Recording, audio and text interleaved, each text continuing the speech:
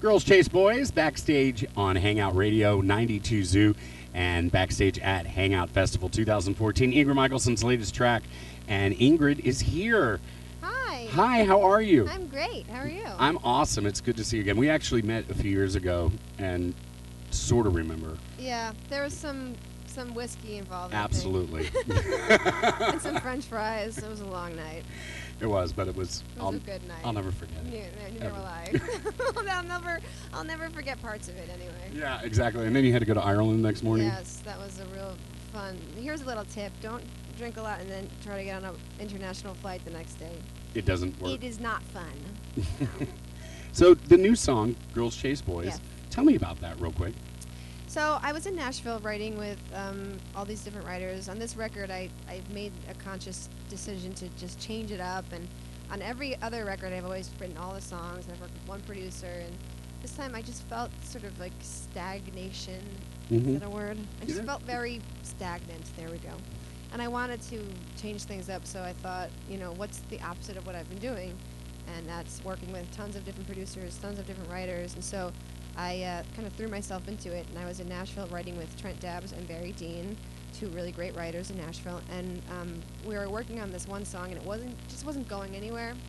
And Barry said, let's just put this on hold for a second, and let's just play around, let's be silly, and he starts playing that riff on the piano like over and over again, and Trent starts like beatboxing, and the song just kind of came out of like a break that we were taking. Mm-hmm. Oddly enough, and we're all like very happily married people, so it was this sort of happy breakup song, and the three of us all wrote together. But for me, it's more than just when people ask me the kind of like nutshell, I say happy breakup song, but I think it's also a very universal song in that we all are just we all fall, we all get back up, we love, we're all searching for love, and it doesn't matter who you love or how you love. It's about finding that connection, and that's what the song, for me, like the core of it is about. So it was sort of born out of an accident, like me. Now your career actually started, one of the unique things about your career is the fact you have done everything independently. Yeah. On your own. I mean, your own releases and everything, not utilizing major labels. Has that worked out?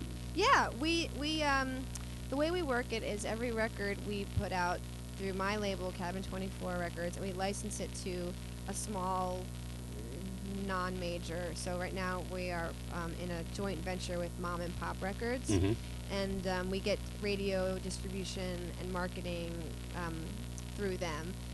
But I retain the rights to all my music, and I own my publishing, and so I was really lucky to be in a position where I could say no to major label advances when they were coming around.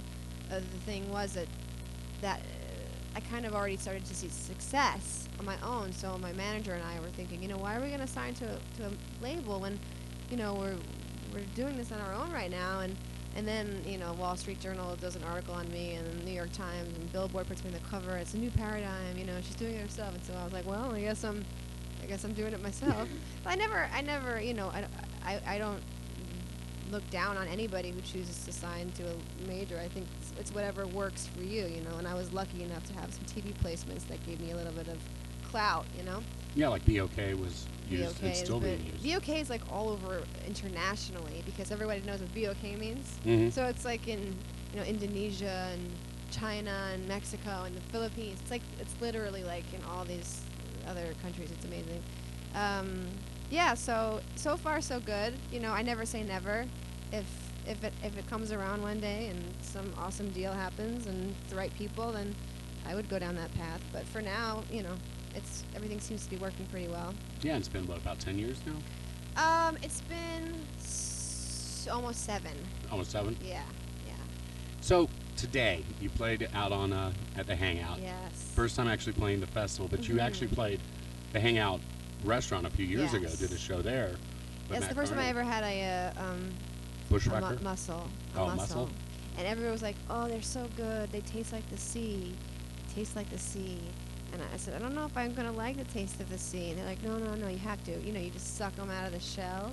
Is that what it is? Not a mussel. Oyster. Oyster, raw oysters? Oyster. Raw, yes, raw. So I was like, you know what, I'm going to try this. And I tried it, and I couldn't even swallow. I spit it out. I was like, tastes like the sea. And they were like, yeah. And I'm like, I don't like the taste of the sea. So that's my memory of playing at the Hangout, was eating raw shellfish, or trying to anyway.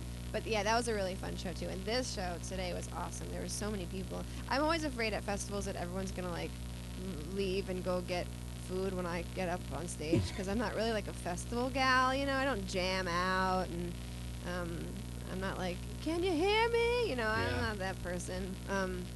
But they stayed, and there were a lot of them. And they sang along and danced, and you know, it was really beautiful. It was really fun. How big is your band now? There's 6 of us. Really? Yeah, there's been 6 of us for a while now. Okay. Yeah. So I miss everything. Yeah. It's like the last time I saw you, I think there was like 3 or 4 of you. Well, sometimes I travel around with just 2 people doing like acoustic things. But the full band, yeah. There's a lot of us. Right now there's 12 of us in my crew, and then we've got 4 openers with us, 4 people. So we have 2 buses, 16 people, and a dog.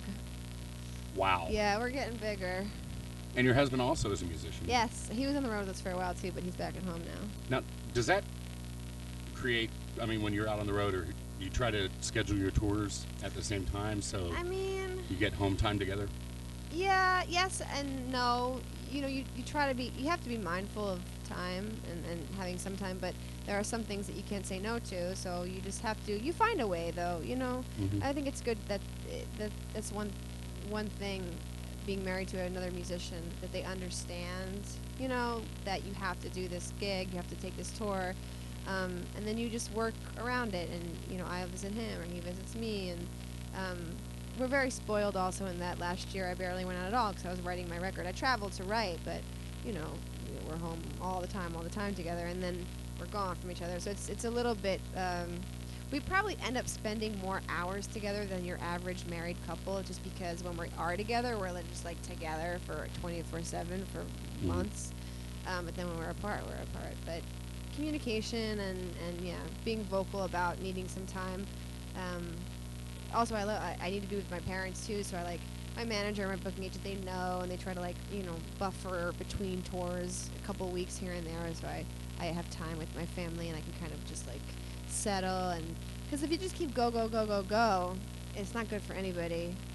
Right. I'll blow my voice out, and I'll just go crazy. I think the week 6, like on our tour, is when you start to like get the itchies, and you just want to like scream, and you can't stand anybody anymore.